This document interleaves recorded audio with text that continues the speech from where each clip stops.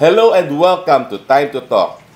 Starting this episode, special ang ating Time to Talk dahil re-reviewin natin ang mga entry sa ongoing Metro Manila Film Festival.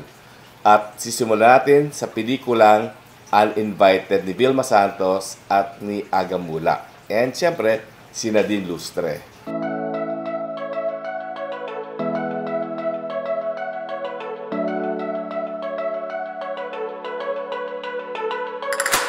In the 1978 Metro Manila Film Festival, lumaban si Vilma Santos in a movie about rape kung saan siya ang rape victim.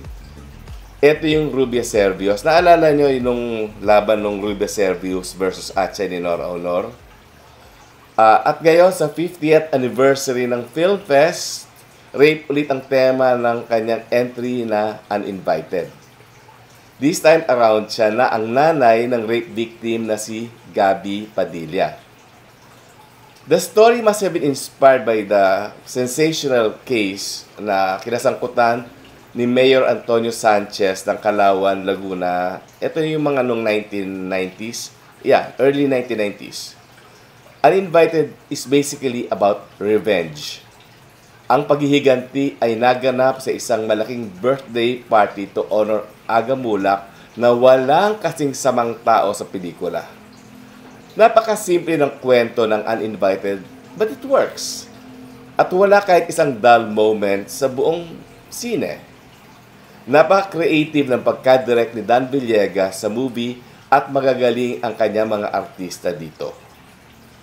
Doon na tayo sa mga importanteng karakter, ha? Doon muna tayo. Simulan natin kay Nadine Lustre. Tiyak na after this movie ay bubulusok muli ang kanyang karir. At dito sa Uninvited, kitang-kita na wala pa din siyang kupas sa kanyang papel bilang anak ni Aga na may kakaibang relasyon sa kanyang ama. Well, actually, Kadiri. Kaya naman walang katapusang pagmumura at pagsumpa ang ginawa niya sa kanyang ama na si Aga. Kamuhi-muhi sa Aga sa Uninvited at baka pati si Charlene Gonzalez mismo ay ma-turn off na sa kanya.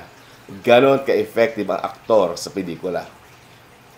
Hindi ito ang unang offbeat role ni Aga Mulak. Naging serial killer na siya sa pelikulang Sa Aking Mga Kamay noong 1996. Pero iba ang level ng kasamaan niya dito sa Uninvited. Siyempre ang bida sa pelikula ay si Vilma Santos. Actually, noong 1987 ay gumawa na rin siya ng pelikula about revenge. Ito yung Tagos ng Dugo kung saan siya pumapatay kapag meron siyang monthly period. Well, iba na siyempre ngayon kasi menopause na siya, no? Ewan ko, pero siguro naman, no? After all these years. Ang nakakagulat lang, after doing Darna, and its series, at yung mga succeed din dahil nakailang Darna movies din siya, kaya pa pala ni Ate V na mag-action at age 71. Carry pa ng lola ni Peanut sa Maniwala Kayo't sa Hindi. Napakaraming magandang eksena sa Uninvited. Not to be missed out is this emotional scene between Lotlot de Leon, anak ni Nora Honor, na karibal lang naman ni Vilma. Nakipagsabayan talaga si Lotlot sa Star for All Seasons. Pero ang mga pinakagusto kong eksena dito sa movie ay ang mga revenge scenes ni Vilma. Nakakawindang kapag naghihiganti siya at sa kanya paghihiganti, maaantig ang puso mo. Oo, kahit pumapatay siya. Kasi damang-dama mo ang sakit na nararamdaman niya bilang ina ng binaboy at pinatay na biktima. Ang sarap panoorin kasi as a viewer. Nagkakaroon ka ng sense of satisfaction no matter how gruesome the scene is. At saka na lang yung biblical saying about revenge, ha? Kaya nga, di ba, meron tayong kasabihang ipasa Diyos na lamang. Sorry, Lord. Pero talagang enjoy panoorin ang killing spree ni Vilma. Iba talaga ang presence ni Vilma Santos. She always makes a film worth watching.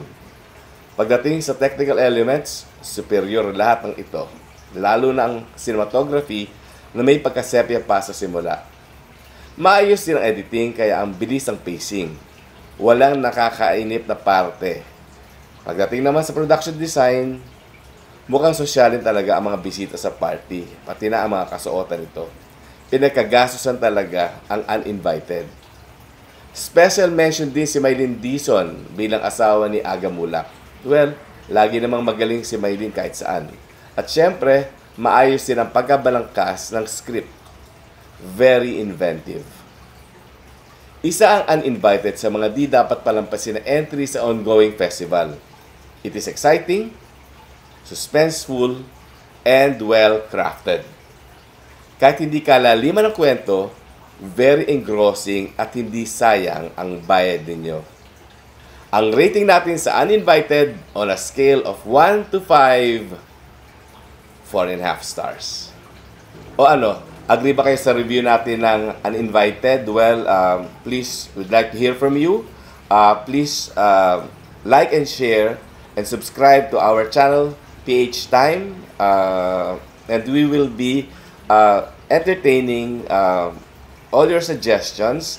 At ito pa lang ang simula ng aming review ng mga film festival entries. Kaya abangan nyo pa ang 9 others if I survive it.